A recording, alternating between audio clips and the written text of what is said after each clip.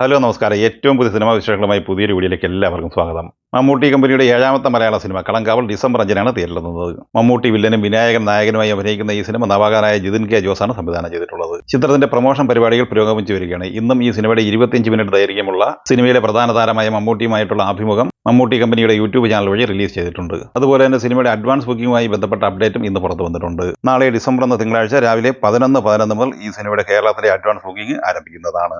ധനുഷ് നായകനാകുന്ന ഏറ്റവും പുതിയ ബോളിവുഡ് സിനിമയാണ് തേരെ ഇഷ്ക് മേ.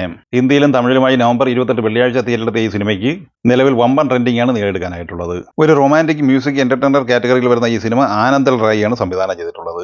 കൃതി സനോൻ, പ്രകാശ് രാജ്, ഡോട്ട റോയ് ചൗധരി, രവി കിഷൻ, പ്രിയാൻഷു പൈനോലി എന്നിങ്ങനെയാണ് മറ്റ് താരങ്ങൾ. 2 ദിവസം കൊണ്ട് ഇന്ത്യൻ നെറ്റ് കളക്ഷനായി 33 കോടി കളക്ട് ചെയ്ത ഈ സിനിമ ഗ്രോസ് കളക്ഷനായി നേടിയെടുത്തത് 39 കോടി 25 ലക്ഷം രൂപയാണ്. 2 ദിവസത്തെ ഈ സിനിമയുടെ വിദേശ കളക്ഷൻ 5 കോടി രൂപയുമാണ്.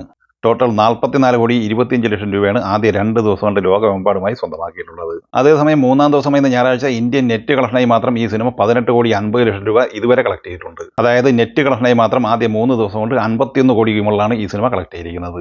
ഇന്ന് ഈ സിനിമയുടെ ഇന്ത്യൻ ഗ്രോസ് കളക്ഷൻ പ്രതീക്ഷിക്കുന്നത് 21 കോടി റേഞ്ചിലാണ്. വേൾഡ് കളക്ഷൻ 25 കോടി റേഞ്ചിലും പ്രതീക്ഷിക്കുന്നുണ്ട്.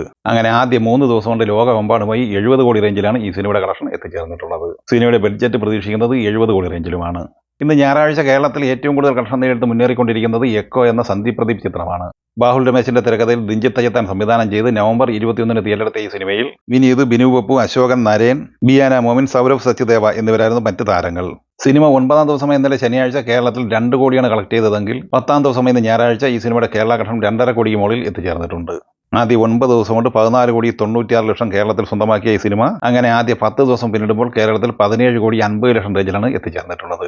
സിനിമയുടെ 10 ദിവസത്തെ വേൾഡ് വൈഡ് കളക്ഷൻ പ്രതീക്ഷിക്കുന്നത് 28 കോടി 50 ലക്ഷം 29 കോടി റേഞ്ചിലാണ്.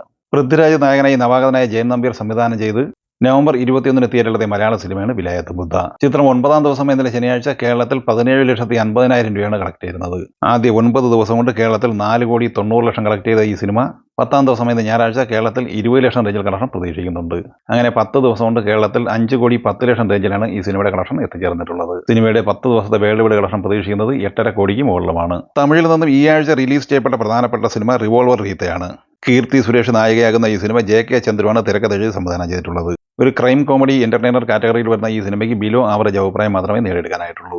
വെള്ളി, ശനി എന്നിങ്ങനെ ആദ്യ 2 ദിവസം കൊണ്ട് ഇന്ത്യൻ നെറ്റ് കളക്ഷനായി ഈ സിനിമ നേടിയെടുത്തത് 1.5 കോടി രൂപയായിരുന്നു. ഇന്ത്യൻ ഗ്രോസ് കളക്ഷനായി 2 ദിവസം കൊണ്ട് 1 കോടി 80 ലക്ഷം രൂപയും കളക്ട് ചെയ്തിട്ടുണ്ട്. 3-ാം ദിവസം ഇന്ന് ഞായറാഴ്ച ഈ സിനിമയുടെ ഇന്ത്യൻ ഗ്രോസ് കളക്ഷൻ പ്രതീക്ഷിക്കുന്നത് 1 കോടി റേഞ്ചിൽ തന്നെയാണ്. അങ്ങനെ ആദ്യ 3 ദിവസം കൊണ്ട് ഇന്ത്യൻ ഗ്രോസ് കളക്ഷനായി ഈ സിനിമ നേടിയെടുത്തിരിക്കുന്നത് 2 കോടി 80 ലക്ഷത്തോളമാണ്. വിദേശ കളക്ഷനുമായി ബന്ധപ്പെട്ട അപ്ഡേറ്റ് നിലവിൽ ലഭ്യമായിട്ടില്ല. ഈ വാരവും കഴിഞ്ഞ വാരവും തെലുങ്ക് ഭാഷയിൽ നിന്ന് തിയേറ്ററിലെത്തി മികച്ച ട്രെൻഡും വിജയവും നേടിയെടുത്ത് മുന്നേറിക്കൊണ്ടിരിക്കുന്ന 2 സിനിമകളുണ്ട്. സൈലു കമ്പാട്ടി തിരക്കഥാ സംവിധാനം നിർവഹിച്ച രാജു വെറ്റ്സ് റാംബായി എന്ന സിനിമ നവംബർ 21 വെള്ളിയാഴ്ചയായിരുന്നു തിയേറ്ററിലെത്തിയിരുന്നത്. അനിത ചൗധരി, ചൈതു ജനലകുത, ശിവാജി രാജ എന്നിങ്ങനെയായിരുന്നു ഈ സിനിമയിലെ പ്രധാന താരങ്ങൾ. സിനിമ ഇന്നലെ ശനിയാഴ്ച വരെയുള്ള 9 ദിവസം കൊണ്ട് ഇന്ത്യൻ ഗ്രോസ് കളക്ഷനായി നേടിയെടുത്തത് 13 കോടി 90 ലക്ഷം രൂപയും വേൾഡ് വൈഡ് കളക്ഷനായി നേടിയെടുത്തത് 14 കോടി 60 ലക്ഷം രൂപയുമായിരുന്നു. 10-ാം ദിവസമായ ഞായറാഴ്ച ഈ സിനിമയുടെ വേൾഡ് വൈഡ് കളക്ഷൻ പ്രതീക്ഷിക്കുന്നത് 1 കോടി 30 ലക്ഷം റേഞ്ചിലാണ്. അങ്ങനെ ആദ്യ 10 ദിവസം കൊണ്ട് ലോകമെമ്പാടുമായി 16 കോടിയോളം രൂപയാണ് ഈ സിനിമ കളക്ട് ചെയ്തിരിക്കുന്നത്. നവംബർ 27 വ്യാഴാഴ്ച തിയേറ്ററിലെത്തിയ തെലുങ്ക് സിനിമയാണ് ആന്ധ്ര കിങ് താലൂക്ക്. മഹേഷ് ബാബു പച്ചകൊള്ള തിരക്കഥ സംവിധാനം ചെയ്ത ഈ സിനിമയിൽ റാം പൊതിനേനി, ഉപേന്ദ്ര, ഭാഗ്യശ്രീ ബോൾസെ എന്നിവരാണ് പ്രധാന താരങ്ങൾ. ഈ സിനിമ ആദ്യ 3 ദിവസം കൊണ്ട് ആന്ധ്ര തെലങ്കാനയിൽ 11 കോടി 5 ലക്ഷം രൂപയും കർണാടകയിൽ 1 കോടി 30 ലക്ഷം രൂപയും നേടിയെടുത്തിട്ടുണ്ട്. തമിഴ്നാട്ടിൽ 20 ലക്ഷം രൂപയും നോർത്ത് ഇന്ത്യയിൽ 25 ലക്ഷം ഉൾപ്പെടെ 12 കോടി 80 ലക്ഷം രൂപയാണ് ഇന്ത്യൻ ഗ്രോസ് കളക്ഷൻ. 3 ദിവസം കൊണ്ട് വിദേശത്ത് 4 കോടി രൂപ ഈ സിനിമ നേടിയെടുത്തിട്ടുണ്ട്.